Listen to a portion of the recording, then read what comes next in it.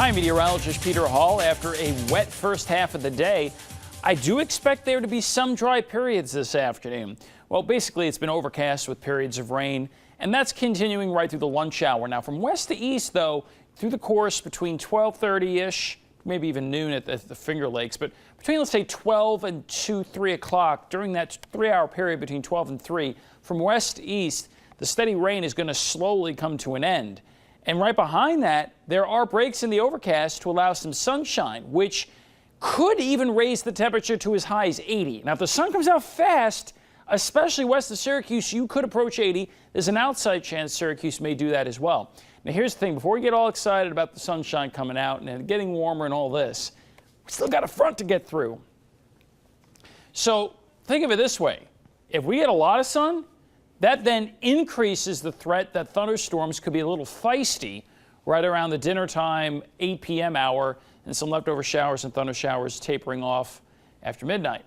So it's been wet. We'll have a little bit of drier period this afternoon, and then again this evening, more wet weather. It's a slow start in the sky department with some leftover cloud cover and fog, but we're drying things out on Wednesday. Not only are we doing that in the fact that there shouldn't be any rain, but we're also doing that in the humidity scale too, because the dew points are going to be really refreshing. You're going to notice a big difference. I know it wasn't that warm today, but it was certainly very muggy. Not muggy at all tomorrow. And it should be brighter and warmer as we get into this weekend. So this looks like the worst day of the bunch when you consider, if you're thinking you don't like rain. Now, of course, we do need to get some rain every once in a while. So again, there's the front right about there at 8 o'clock. And because there should be some sun, we've got to watch out because some of these showers and storms out ahead of the front could be a little bit strong and heavy. But there's the back edge of the rain edging off from west to east during the nighttime hours. Again, tomorrow morning, it's just the fact that we have a little bit of a slow start, okay? Because we have a northwest wind, there's been rain today, any clearing could actually set up a little bit of low-level cloud cover, ground fog. But once we get rid of that, then we're off and running to a pretty good day. We're carefully watching east, and I think that rain stays far enough away. So the high tomorrow is 70 to 75. The chance that any of these thicker clouds have a sprinkle in them or a shower is only 20%, and that would be pretty unlucky if we happen to get that. So it's looking pretty good. The only issue is now that we're looking ahead, do we get any kind of isolated showers for the rest of the week, or will there be some spots that have some extra cloud cover? Well, looking at Thursday and Friday, both days, the chances of a brief widely isolated showers only 20%. Probably not going to happen.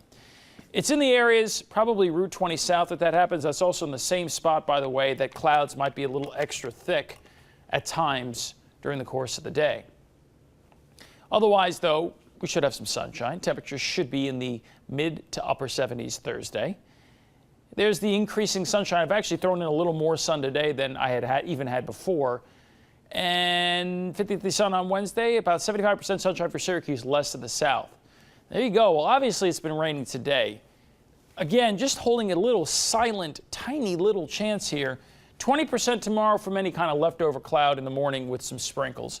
The 20% is for a widely isolated shower Thursday or Friday. Probably not going to happen. And right now the weekend is looking tip-top with a wealth of sun and temperatures in the low to mid 80s. Local temps, regional temps, national temps, and conditions. This is what's coming up starting tomorrow. Got all this dry weather right in here. I'm meteorologist Peter Hall.